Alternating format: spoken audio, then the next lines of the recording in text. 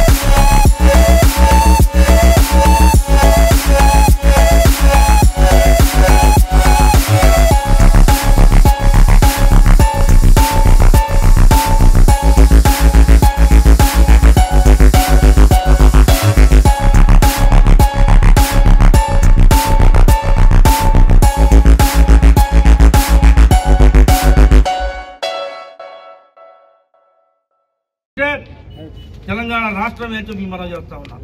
ఈ దేశంలో ఏ రాష్ట్రం కూడా రైతులకి ఉచితంగా బోనస్ 500 రూపాయలు ఏ రాష్ట్రంలో కూడా ఇవ్వలేదు. తెలంగాణ రాష్ట్రంలో రైతులు ఆదుకోవాలని, రైతులు బాగుంటేనే వ్యవస్థ బాగుంటుందని ఉద్దేశంతో క్వింటాకి 500 రూపాయల బోనస్ రైతాంగానికి ఇచ్చిన పరిస్థితి.